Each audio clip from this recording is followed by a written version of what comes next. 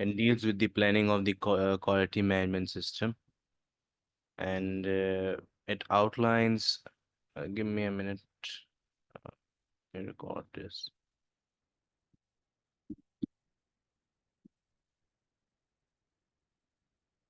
It outlines the activities that an organization needs to carry out to ensure that the QMS is effective in achieving its objectives. What are the key requirements of the clause 6 as to how to plan the QMS? For example, the organization needs to plan how it will implement, operate, monitor, review, and maintain, and as well as continually improve the quality management system.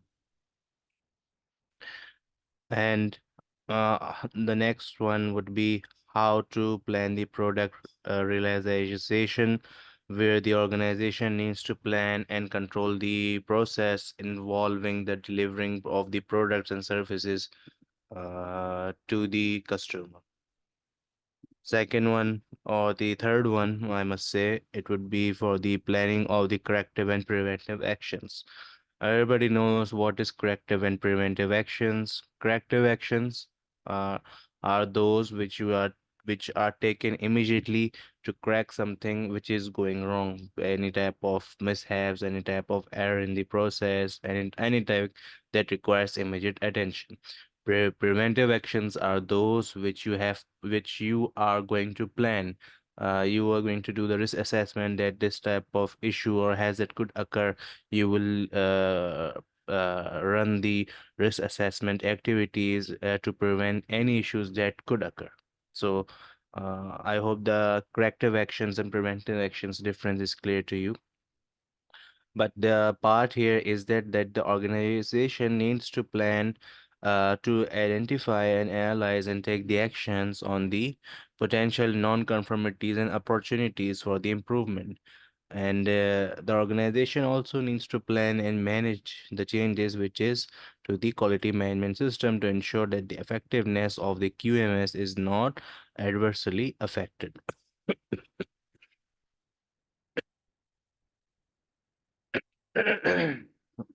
Excuse me. Okay, so followed by the clause number 6.1, where the actions are to the addresses of the risk and opportunities are needed to be taken. So the clause 6.1 requires the organization to identify, access, and treat the risk and opportunities accordingly. For example, or for instance, there are some risks that are potential to the negative events that could affect the organization's ability to achieve its objectives. On the other hand, the opportunities are also have a very potential positive events that could improve the organization performance. So what does the clause number 6.1 requires is that you have to identify the risk and opportunities where the organization needs to identify the risk and opportunities that are relevant to its QMS system and its ability to achieve its objective. The access of the likelihood and the impact of the risk is also need to be done where the organization needs to access the likelihood and the impact of the each identified task. And the organization shall need to evaluate the potential benefit of the each identified opportunity as well. Followed by the risk and opportunities within the organization, the organization shall treat the risk and opportunities in a way that the proponent to the risk and opportunities are involved. For example, that the risk and opportunities should be taken into consideration and they should not be neglected at all. Neither the less the severity of those should be treated accordingly. If the severity is low, it should be treated. If the severity is very high, it should be treated as same as we are treating it as a very low severity as well. Monitoring and the review, where the organization needs to monitor and review the effectiveness of its opportunities and treatments of the processes. So the part here that I would like to highlight, excuse me.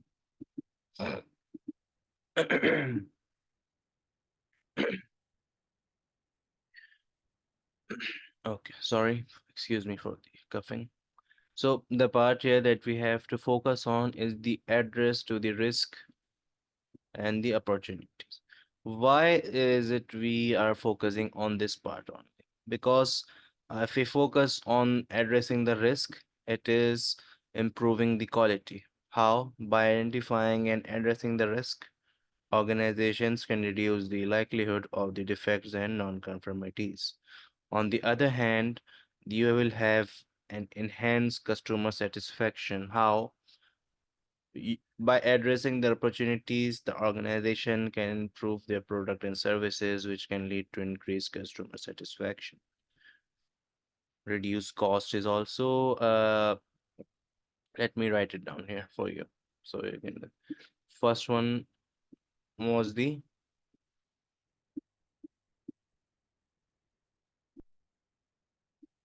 improve quality.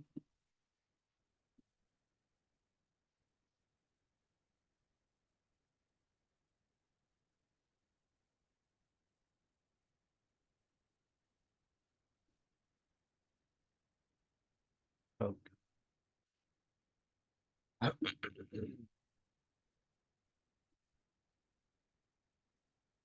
Improved quality, I will write it a abbreviation only. Number one would be the improve in the quality. Number two would be enhance customer satisfaction. Number three would be reducing the cost, RC. By how you reduce the cost or how the cost would be reduced, you will prevent the defects and non-conformities where organization can reduce the cost associated with the rework, scrap, or customer returns. So the recalls should be reduced if you are implementing the clause 6.1.1. Fourth one would be increased efficiency, i.e., how the efficiency is getting increased. It's very simple. By addressing the risk and opportunities, the organizations can improve the efficiency of their process and operation. The last one would be enhanced reputation. Reputation plays a very big role in enhancing the name. So, by demonstrating a commitment to the risk management, organizations can enhance their reputation with the customers, suppliers, and other stakeholders as well. Okay, so until this part, I guess we are good to go. We are moving to the clause number 6.2, the quality objectives and planning to achieve them. So, you have a minute or 2 minutes. You can go through the current slide, read each and everything, and then we will start studying it or understanding it.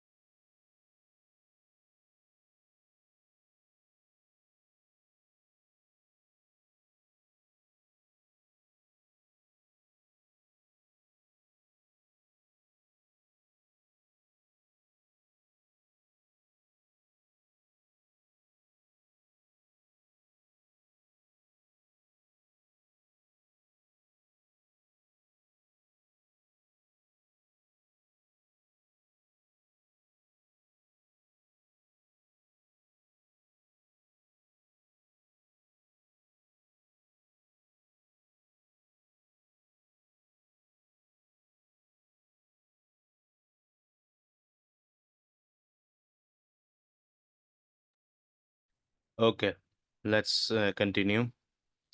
The clause 6.2.1 is the organization shall establish objectives which are relevant to functions, level, and processes of the QMS. So this part of the clause states that the organization needs to establish the quality objectives which are relevant to their functions, labels, and processes within their quality management system. So, quality objectives are very specific, measurable, achievable, relevant, and time bound. As I would, I would rephrase this as a smart targets, because the organization can set these type of smart targets to improve their performance. How? See, the quality objects shall begin with a consistent with the quality policy. What it means that the quality objective should align with the overall goals and directions of the organization as defined in the quality policy. Excuse me.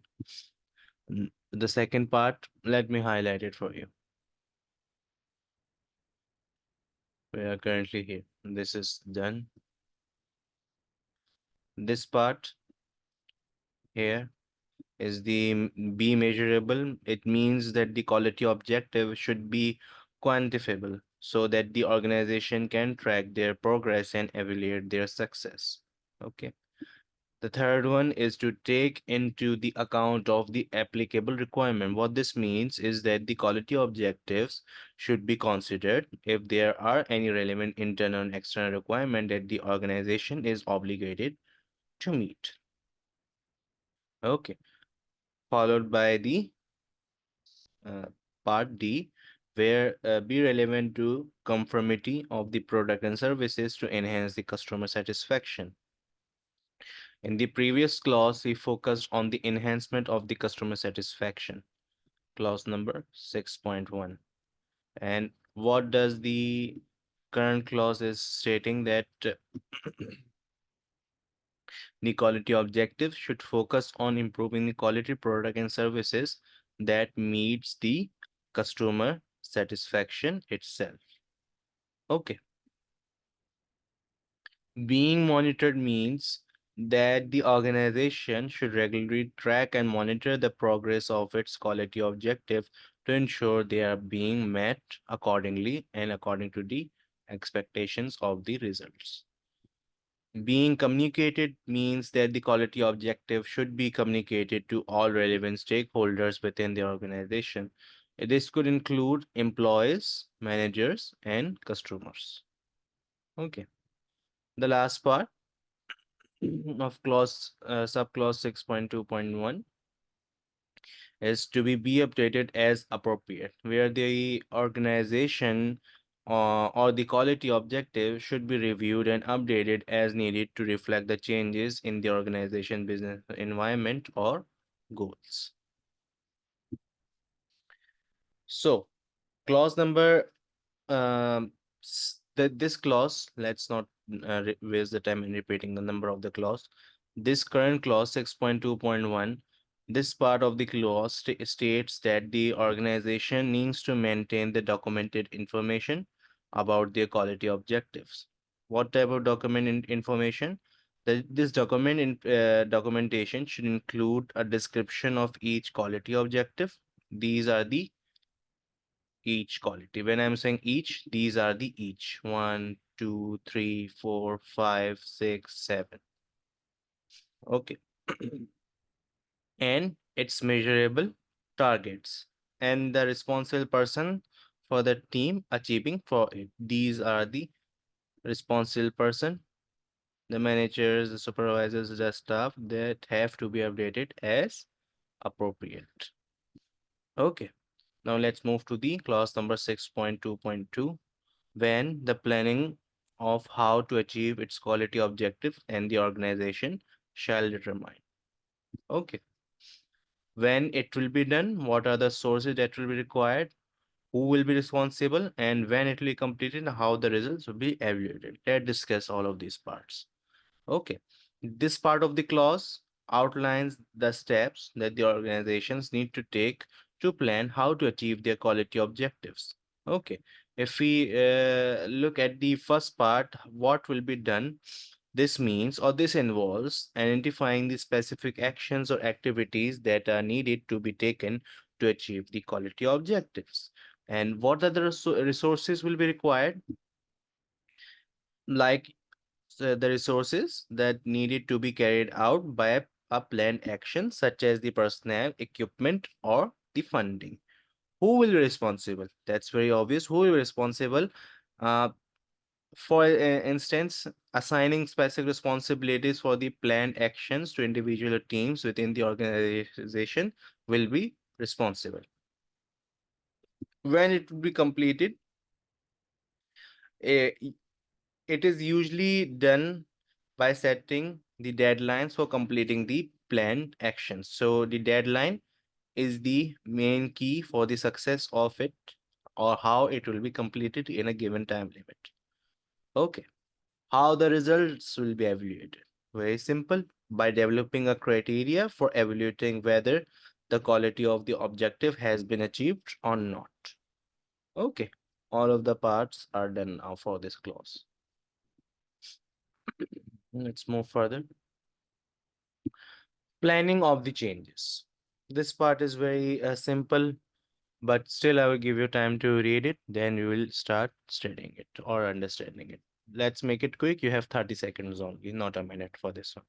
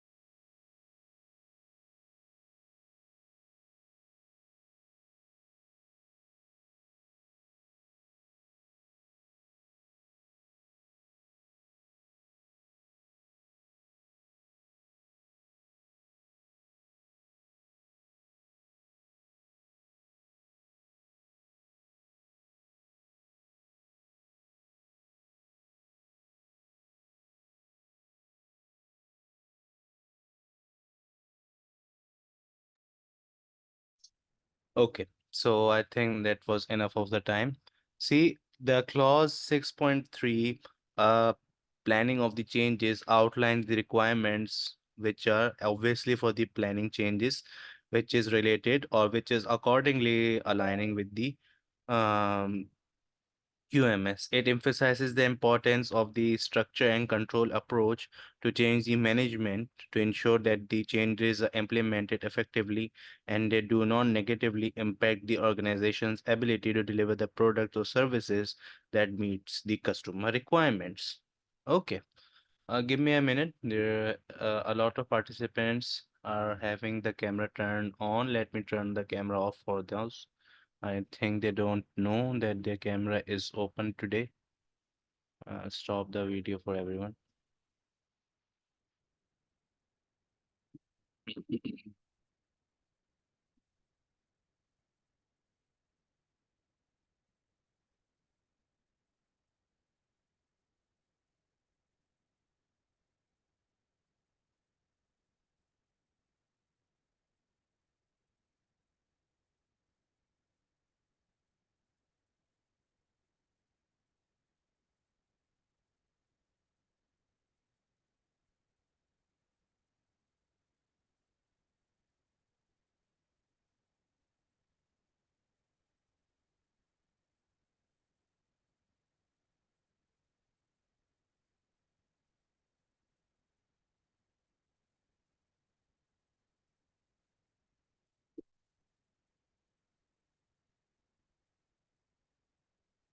Okay, I guess the camera has been turned off for everyone. Okay. So let's continue.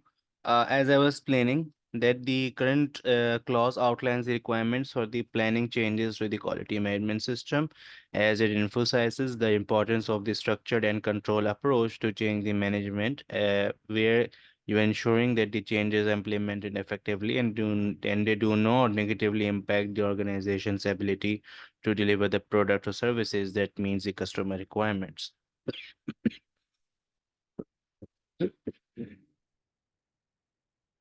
So, uh, when organization determines the need for changes to the quality management system, the changes shall be carried out in a planned manner. Why?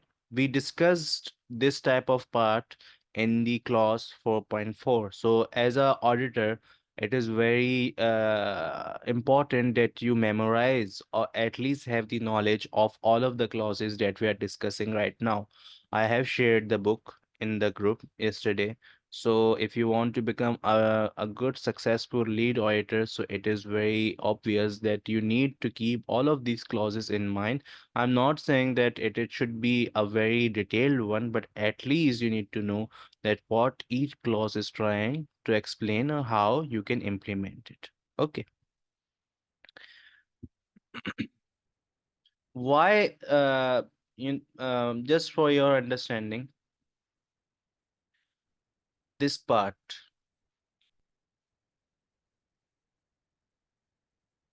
the clause 4.4, why this statement is here?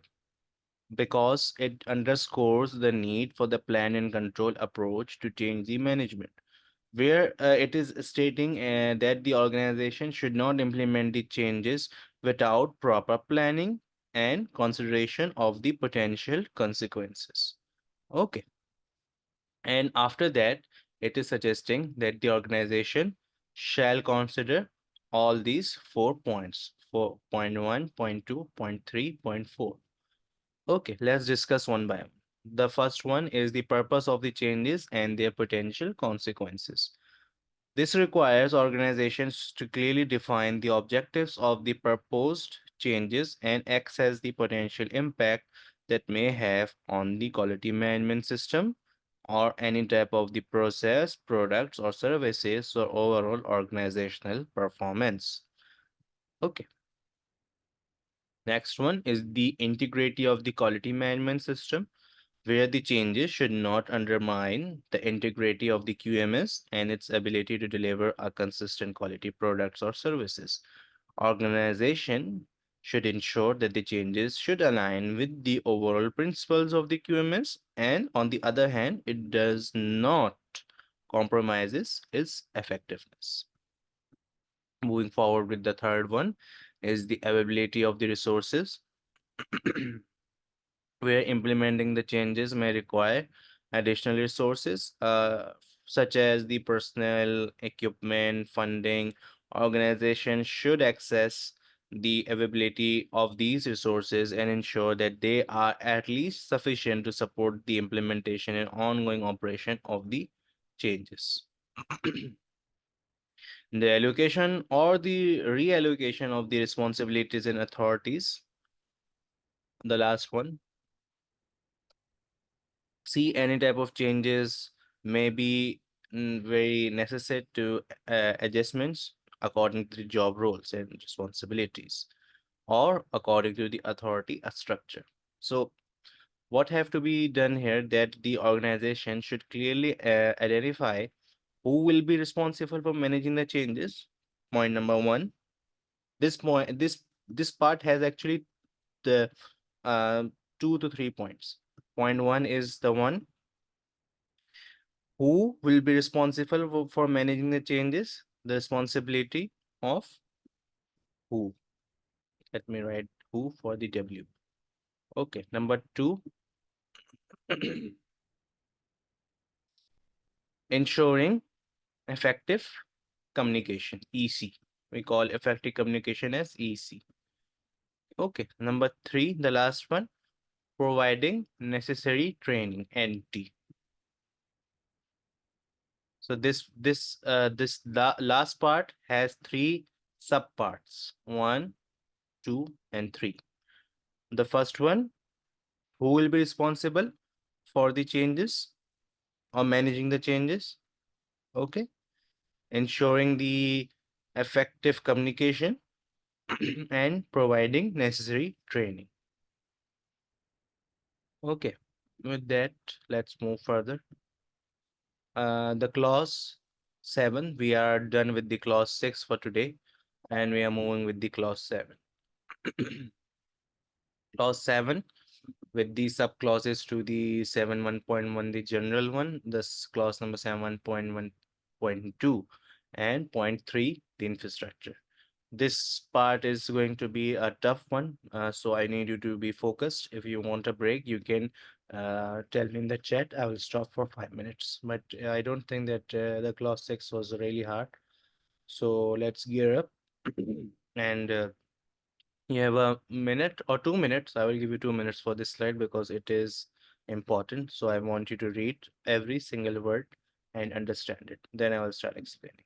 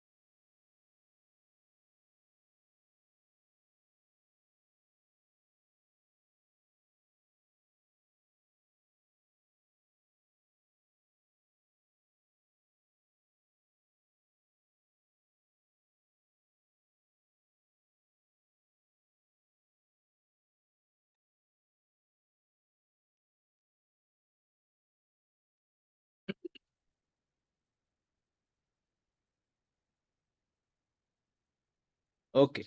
The clause 7, support and the resources. They both are equal to each other. If you have support, you have resources, or if you have resources, you have support. So this clause outlines the requirements for identifying and providing the resources which are necessary for the establishment, implementation, maintenance, and continual improvement of the QMS. So the organization need to consider both internal and external resources, ensuring that they have the capabilities and capacities to effectively manage their quality management system and deliver the quality products or services. Okay, let's discuss the first part, journal. I hope that you have gone through the definition, so I will not waste my time reading it again. So this part of the clause emphasizes the importance of considering the both the capabilities and the constraints of existing internal resources when determining the resource requirements. Organizations need to access their current resources, including the personnel, equipment, and facilities. Why? If you are identifying any potential gaps or limitation, they should also consider the need to obtain the additional resources from the external providers if necessary. Okay. Subclause 7.1.2, people. See, this part of the clause specifically addresses the provision of the personnel necessary for the effective implementation and operation of the QMS. So the organizations need to ensure that they have the right people with the appropriate skills, knowledge, and experience to fulfill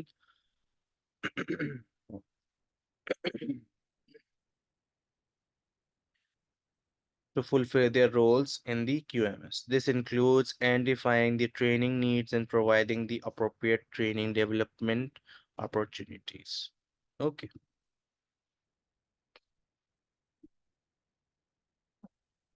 moving forward with this last clause of this slide is this clause 71.1.3 infrastructure. This part of the clause infrastructure focuses on the provisions of the infrastructure which are necessary for the operation of the processes and to achieve the conformity of the products and services. See, infrastructures can include various physical and technological resources, such as equipment, transportation, information, communication technology, ICT. In most of the industries, we call and communication technology as ICT. So don't get confused. It's just a one word. I'm using the short form ICT for the information and communication technology. Okay. On the other hand, the organization needs to identify and maintain the appropriate infrastructure to support their process and ensure they can deliver quality products. Okay, let's move forward. You have 1 minute to read out the entire slide, then we'll start discussing it. Okay.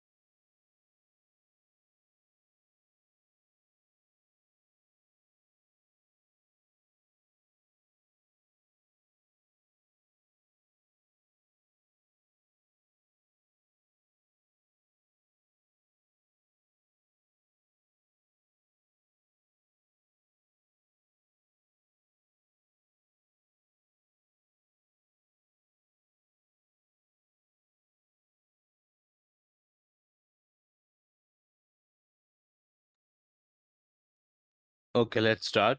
The clause 7.1.4, the environment for the operational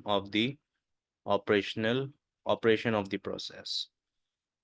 See, this clause outlines the organization's responsibility to provide a suitable environment for the operation of its processes and achieve the conformity of the product and services. A suitable environment encompasses both human and physical factors and influences the performance of the quality of the products and services at both ends. Okay, there are some factors that we need to consider. I hope that they are see social factors, psychological factors, physical factors. Social factors are those where organizations should create a work environment that is non-discriminatory and calm and non-confrontational to promote employee well-being, motivated, and engagement. In simple words, it should be non-toxic. It should be not stressing. It should be very less stressing. It should not give emotional damage to the employees. Okay. So I hope that you can understand the social factors. The second one, the psychological factors, where the organization should implement the stress reducing measures. Okay. Um, Burnout prevention strategies and emotionally uh, protective practices to maintain the employees' mental health and resilience.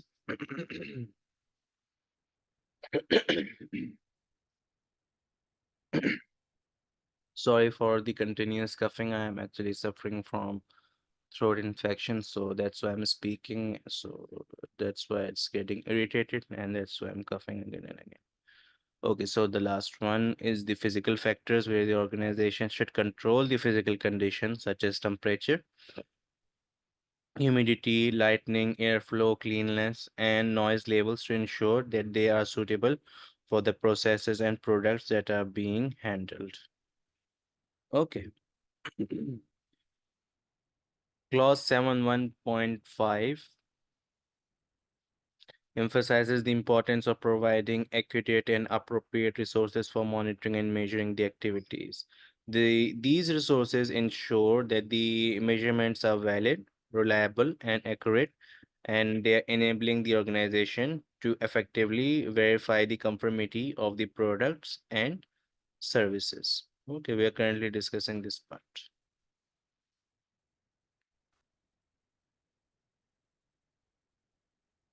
See, the suitability for the resources are here. And this part or this part is referring to these 2 points. Where we're talking about the suitability of the resources in which the organization should ensure that their monitoring and measuring resources are suitable for the specific type of activities being undertaken.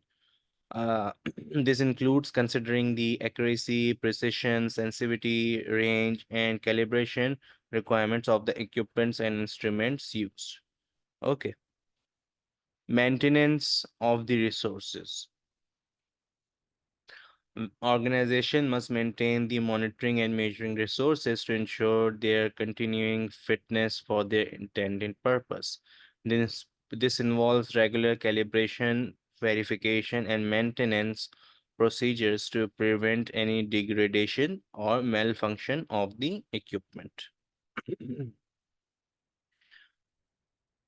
Documentation of fitness for purpose.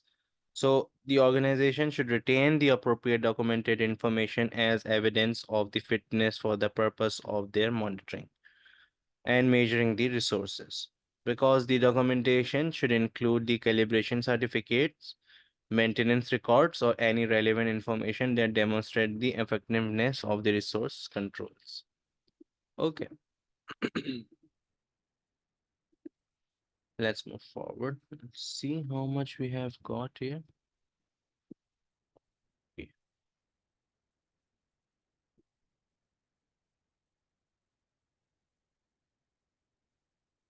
Yeah, I'm getting a lot of messages to shorten the today's session.